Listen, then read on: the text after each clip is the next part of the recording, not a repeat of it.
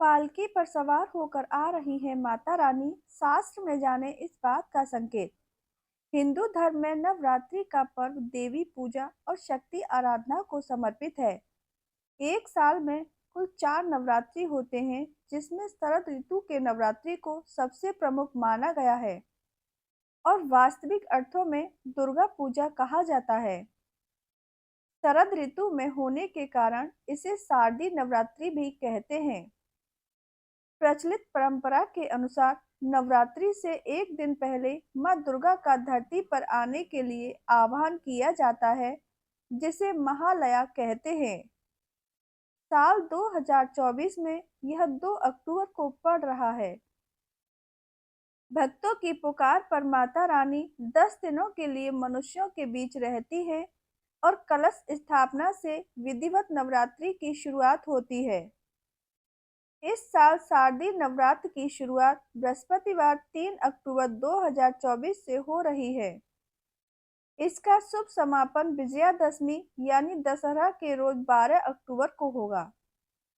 लोगों की आस्था है कि मां दुर्गा की सच्चे मन से पूजा करने से व्यक्ति मात्र के जीवन से सब दुख और संकट दूर हो जाते हैं और मनोवांछित फल की प्राप्ति होती है।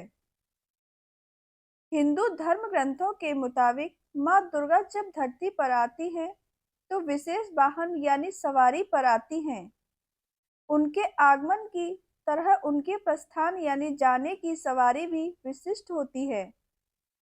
ज्योतिषाचार्यों के अनुसार इस साल माता रानी डोली यानी पालकी पर सवार होकर आएंगी। तो आइए जानते हैं माता रानी के आगमन और प्रस्थान की सवारी के क्या मायने हैं और इसका देश दुनिया पर क्या असर होंगे। उससे पहले आप भी माता रानी का आशीर्वाद चाहते हैं, तो कृपया इस वीडियो को लाइक और चैनल को सब्सक्राइब जरूर करें और कमेंट बॉक्स में जय मां लक्ष्मी लिखें। नंबर 1, डोली पर सवार होकर आएंगी देवी मां। हिंदू धर्म की मान्यता है कि माता दुर्गा हर साल अलग अलग वाहनों पर सवार होकर आती हैं। वे जिस वाहन पर सवार होकर आती हैं, उसका देश दुनिया पर शुभ अशुभ प्रभाव पड़ता है। पंडितों और आचार्यों के अनुसार इस साल शारदीय नवरात्रि पर मां दुर्गा डोली यानी पालकी सवार होकर आएंगी। माता दुर्गा किस वाहन पर सवार होकर आएंगी, यह दिनों के हिसाब से तय होता है। परंपरा के मुताबिक बृहस्पतिवार को नवरात्रि शुरू होने पर माता रानी डोली यानी पालकी पर बैठकर आती हैं।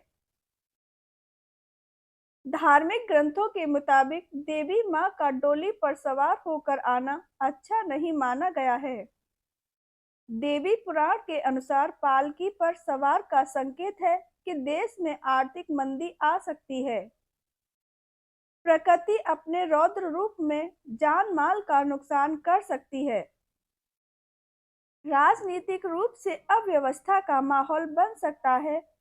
यह देश दुनिया में महामारी के बढ़ने के संकेत भी देता है।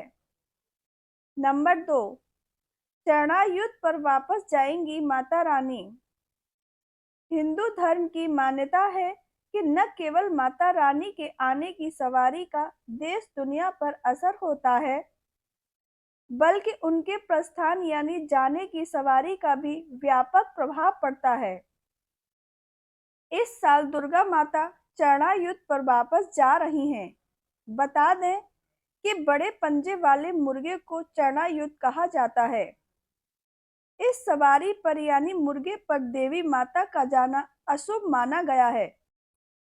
ऐसी स्थिति में लोगों का आपस में कलह बढ़ेगा, तबाही की स्थिति रह सकती है। कहते हैं कि माता के मुर्गे पर वापस जाने से लोगों के कष्ट में वृद्धि होती है। लोग कई प्रकार के रोगों से परेशान रह सकते हैं। नंबर 3, मां दुर्गा के आगमन और प्रस्थान से जुड़ी कुछ मान्यताएं। यदि नवरात्रि सोमवार या रविवार को शुरू होती है, तो देवी हाथी पर सवार होकर आती है, जिसे बहुत शुभ माना जाता है। यदि नवरात्रि शनिवार या मंगलवार को शुरू होती है, तो देवी अश्व यानी घोड़े पर सवार होकर आती है, जिसे अशुभ माना जाता है। जब नवरात्रि गुरुवार या शुक्रवार को शुरू होती है, तो मां रानी पालकी या डोली पर आती है, जिसे अशुभ माना जाता है। जब नवरात्रि बुधवार को शुरू होती है, तो मां दुर्गा का वाहन नाव होता है, जिसे बहुत शुभ माना जाता है। वहीं अगर नवरात्रि का समापन रविवार या सोमवार को होता है, तो मां दुर्गा भैंसे पर सवार होकर जाती है, जिसे अशुभ माना जाता है। अगर नवरात्रि का समापन शनिवार या मंगलवार को होता है, तो मां दुर्गा मुर्गे पर सवार होकर जाती हैं, जिसे अशुभ माना जाता है। अगर नवरात्रि का समापन बुधवार या शुक्रवार को होता है, तो मां दुर्गा हाथी पर सवार होकर जाती हैं, जिसे शुभ माना जाता है। अगर नवरात्रि का समापन गुरुवार को होता है, तो मां दुर्गा मनुष्य की सवारी कर वापस जाती हैं, जिसे शुभ माना जाता है। इसी के साथ वीडियो को एक लाइक और चैनल को सब्सक्राइब करना न भूलें और वीडियो के अंत तक बने रहने के लिए धन्यवाद।